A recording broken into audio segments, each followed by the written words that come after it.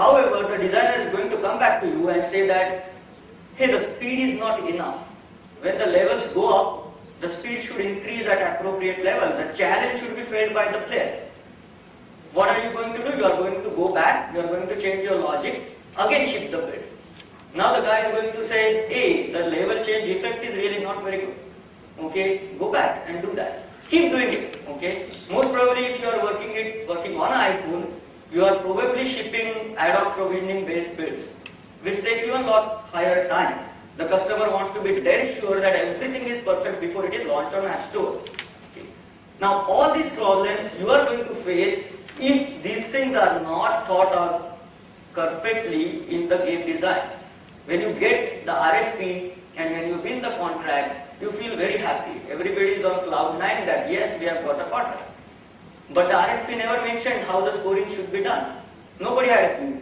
And then finally you are spending your development time in getting the right piece of software built for your customer. So the design is absolutely a key. Now if you are a developer who has a bit of entrepreneurial DNA, wants to launch a game on an app store by developing it, you need to understand what game design is all about. Let's look at a very simple game that we all are aware of, Minesweeper. This is what the core design pattern of Minesweeper game is. Basically, a user is given imperfect information. He has to explore. On exploration, he gets either rewards or penalties. Through rewards, he reaches his goals. If there are penalties, then the elimination can happen, which builds the tension up. Then the game continues. Okay. So this is the basic idea of the game. Okay. When you are a developer and you design a game, you just know how it looks. You just know how you are going to press the keys. But maybe you have not given a good enough thought of what is the underlying design pattern of your game. What is the gaming pattern, and then how can you achieve it? How can you build the tension? Can you build the tension by just making the player lose more time? Can you build the tension by killing some of his pieces? Can you just build the tension by playing a sound with a high tempo? Okay. All these you need to think about. These are the caveats for a developer or person with a development mindset, which you will not think about. So understand the rules. Okay, when we are talking about game development, what are the roles, different roles that different people play in this process? One is a creative guy, who is the one who comes with the game idea. He knows what is the pattern, he knows what is the storyboard, he knows who are the players, he knows who are the characters, what are their psychologies, what is the difficulty level, what is the scoring mechanism, what are the excitement factors for the user. Then there is a designer team. These people are graphics or sound designers. They are going to tell you about the effects, sound effects or graphics effects, and create that. Then there is a third role, which is mainly most of you people, who is a developer, who needs to understand the design and implement and unit test it. Okay. And then there are testers, which are many times the designers themselves, who will test it and give you a feedback saying this is right or this is wrong. So if you are building your own game product, you understand the roles and you identify who in your team is going to play those roles. If you are the only person who is going to play all the roles, you have to make sure that the developer in you has the least amount of say. The maximum power is with the creative guy. The maximum power is with the designer. If the designer in you overrules everything, then you have maximum chances that your game will be a successful game. If a developer in you overrules the other people, then maybe you are just going to get a kick of development, but users are just going to throw it out. So, do not hurry to start development. For services customers, okay, you win the RFP, that's not enough. Make sure you have sufficient information. You understand that you can be only profitable when you deliver at time and you deliver with the expected quality. So your goal should be to reduce the time to be spent in communication gaps, redevelopment, test, design and development and trade. and device and platform issues, which means that you have to be aware of these issues ahead of time. And the next thing that we are going to discuss here are the possible issues. Okay. So there are many issues when you want to develop games, no matter how simple it is, on mobile devices. Let's look at what are those. Okay. Processor. Each phone has its own processing power. Many processors don't have floating point support. Okay. Graphics processor. Some can do fast 3D. Some can do fast 2D but cannot handle 3D graphics.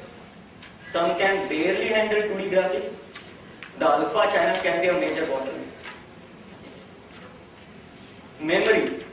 Again, each phone has its own memory. Application sizes vary. Heap sizes vary. Almost all combinations of them exist. Audio and video capability. Each phone supports only range of formats.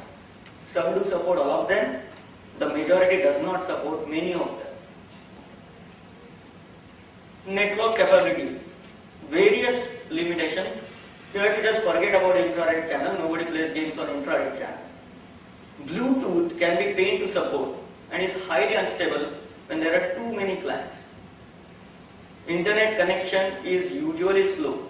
Let's see what happens when the 3G gets rolled out in, the way they are putting the horn. Okay. So keyboard.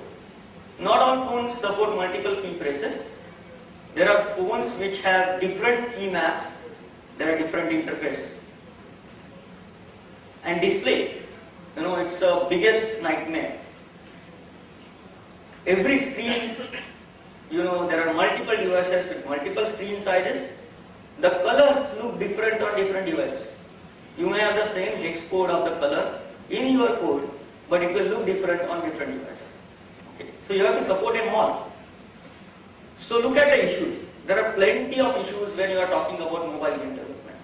Before you begin, for you to understand, and as if this is not enough, let me scare you even more. So, there's a company called Blue.com.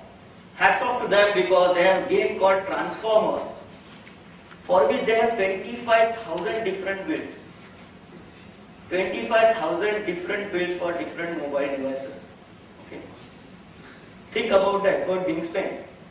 On average, mobile developers or mobile game developers are creating 400 builds. So Google Maps targeted 10 platforms, created around 100 builds, but your boss wants the application to be done yesterday. You go and tell him there is always a time pressure. So basically what this means is there are these issues, you have to live with these issues, and you have to design your code well enough so that it can survive in spite of all these issues. You are not Blue.com, so forget about making 25,000 builds, but let's try to do what best we can do. So this is what you have to support. Okay? So this is the reality. iPhone is a different example. That's why there are so many apps, floating there on App Store. It's a one device, one screen size, almost very high processing power. No worries equivalent to this. But iPhone App Store has its own issues. iPhone games have their own issues. We'll talk about them. If you want to develop games, you want to launch them in developing countries, you are not talking about iPhone development. You are talking about development on such kind of devices which have huge variety among themselves. So basically you have to be a master. You have to understand the gravity of the situation and you want to learn the basics very well. And we are going to cover the development basics now in next 5 to 6 slides. Handling different screen sizes. How can you deal with that? Good way is make one build, make the build very smart so that it understands the device size